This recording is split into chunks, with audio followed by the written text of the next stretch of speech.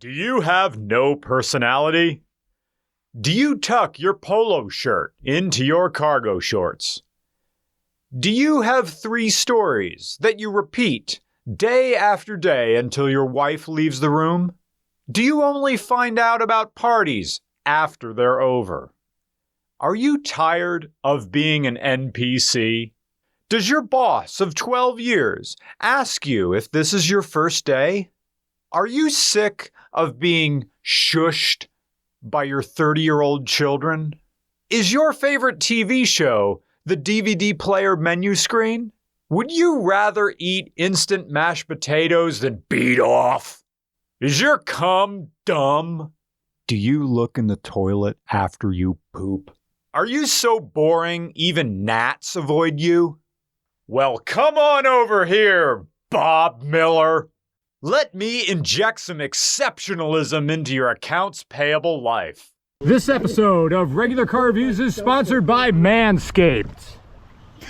Woo! Join the 10 million of men worldwide who put their confidence in Manscaped for all their things grooming and hygiene. Ball deodorant. The Crop Soother, enhanced with colloidal oils, shea butter, and cocoa shea butter. Pampers your delicate areas, providing essential moisture, giving relief for ultimate comfort after shave. Get the Perfect Package 5.0 Ultra for 20% off plus free international shipping with promo code RCR20 at manscaped.com. Once again, use code RCR20 to get 20% off at manscaped.com. Introducing the Polaris Slingshot. Now you're interesting, and so is your dick. Powered by a General Motors 2.4-liter Ecotec LE9 i4, making 175 horsepower and 170 pound-feet of torque, and sent through an Aisin AR5 5-speed manual, and then out through a belt drive to the single rear wheel, this is a vehicle for you to strut around and wait for people to notice that there's only one wheel out the back. That's right. Buy a Polaris Slingshot and wait for people to notice, and then you can say things like, well, you know what they say. 3 out of 4 ain't bad. That joke. Property owner. So, before 2015, any vehicle with less than 4 wheels was classified as a motorcycle, which required a motorcycle license. But in 2015, U.S. Congress passed a bill that created the autocycle designation. Neither a car nor a motorcycle. It's an autocycle. Slingshots have motorcycle license plates, but can be legally operated with just a driver's license, except in the Commonwealth of Massachusetts. Is a Polaris Slingshot fast? In order to answer that question, I first have to breathe in and out like Jocko Willink.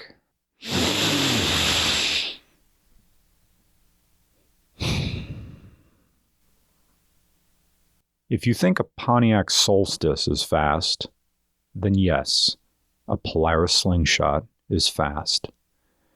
If you think a Harley-Davidson 1200 Sportster is fast, then you will think a Slingshot is fast.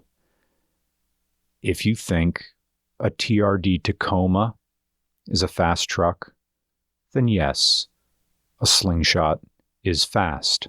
A TRD Tacoma, 1200 Sportster, and a Solstice are above average performance vehicles. But in the face of something like a BMW 850, a Ram SRT10, or a Yamaha R1, no, they're not fast. And a Slingshot is an odd platform powered by an average engine and an economy gearbox. The GM LE9 is the E85 compatible version of the LE5, which General Motors used in the Cobalt, the HHR, the G5, the G6, the Solstice, the Saturn Sky, Ion, Aurora, Saturn Vue, and the base Malibu. These are all economy cars, or maybe above average sporting cars in quotation marks. The Aisin AR5 is also an economy geared 5-speed manual, has very wide ratios. Not like the gearing in an S2000 where you're bam, bam, bam, keeping the thing in VTEC with short-spaced gear ratios. The AR5 has long gears, but it doesn't matter how high up in the rev range you are. When you shift a slingshot into the next gear, the engine's just you're falling out of whatever power band the LE9 has. But that kind of doesn't matter because the curb weight of a Polaris slingshot is only 1,651 pounds. That's 29 pounds lighter than a Honda Beat. And a Honda Beat had only 63 horsepower to propel it. This has 175. So even though this is a rental car engine with a gas saver gearbox, the lack of weight makes the LE9 feel like a GM 3800 Series 2 with the supercharger on it. Unladen, the LE9 pulls itself right back up into its cam profile. I just sat in second or third gear on the back roads and rubber banded the engine on and off the power band. So, it's as fun and as fast as a Honda Beat, right? Nope. It's a soft, imprecise, and incommunicative driving experience. The rear of the machine is narrow, and the front is wider than my 63 Galaxy. You sit so low in this thing, and the hood, I guess, and the fender flares are so wide and high, it's hard to tell where this vehicle ends in the front. It's all mushy and odd. It's, I guess, responsive in a slightly above average way, but you're constantly trying to figure out where your front wheels are. And of course, when you hit bumps, you have to choose, do you want it in the side or you want it in the rear? Because there's no way you can straddle anything in this car. This Autocycle. This feels like it was built by someone whose parents wouldn't buy them the Knight Rider Power Wheels. Look, I'm trying to care about this car. This Autocycle. Woo! My dick and balls are in a 3D printed chastity cage, and my Dom has the RFID key, but he won't be back from his cybersecurity job until 11 p.m. Wah, wah, wah. I just want to inflate big and round. Ooh. Polaris Slingshot. Mustering up enthusiasm for this rolling codpiece is like trying to do long division when you're an English major. I don't wanna. This contraption feels like a social experiment, and after a few more years, we're gonna find out if this was just a part of a sketch on Nathan For You. History time! The Slingshot was the brainchild of engineers for Polaris Hay Sandy Industries, a company co-founded by Artie, the strongest man in the world. For real Polaris Industries was founded by a man named Edgar, who dropped out of school in the 9th grade and went on to make the snowmobile popular in the United States. They built snowmobiles, ATVs, and later motorcycles. They built bikes under the Victory brand and later bought the rights to Indian Motorcycles in 2011. It was around that time when the Slingshot was thought up. Polaris was like, we want to make a car, but we don't know how to make doors or crumple zones or windshields, but we know how to make a vehicle waterproof. So after customers roll it, and the rollover bars only sort of work, you can hose it down and wash out all the little bits of brain and skull faster than it took Vincent Vega to clean up what was left of Marvin's head. There's this notion that there's no way to enjoy a Slingshot under the age of 65 because it requires your taste to be atrophied by years of aimless retirement. Ooh, what are you gonna do? You're retired now. Buy an RV and a folding chair and have a grand sitting adventure? Sit at Mount Rushmore. Sit at Old Faithful. Sit at the big I-80 truck stop. But the truth is that owning a Slingshot demands a certain vitality.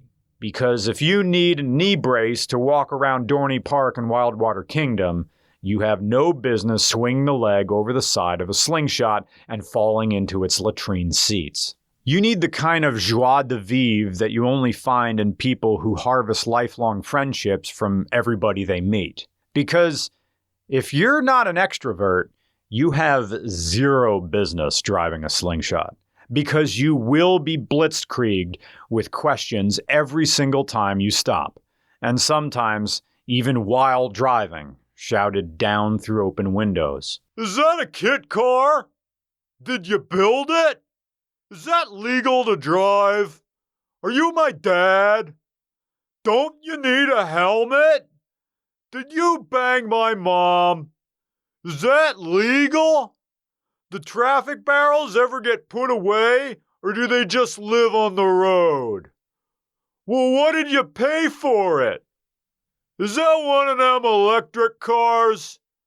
Did Marilyn Manson really have 2 of his ribs removed so he could blow himself? Do you charge that up at Tesla? Can a pillow get herpes? Can my girlfriend get pregnant if I beat off next to her in a jacuzzi? Does my dad have a boyfriend? And should I tell my mom? Dear Stavi, what do I do? A Polaris slingshot serves the same purpose as a convertible C5 Corvette. For people over the age of 65 who aren't satisfied with driving around in their C5 Corvette with big Mickey Mouse hands on, waving to people. You ever see that South Park with all the Harley Davidson riders? And they were making fun of them, and the Harley Davidson riders figured not enough people were paying attention to them with their blah blah engines, so they just got like cymbals, like Dick Van Dyke one-man band sort of thing with like cymbals and bass drums and rotating beacon lights. That's what a Polaris slingshot is. Just I'm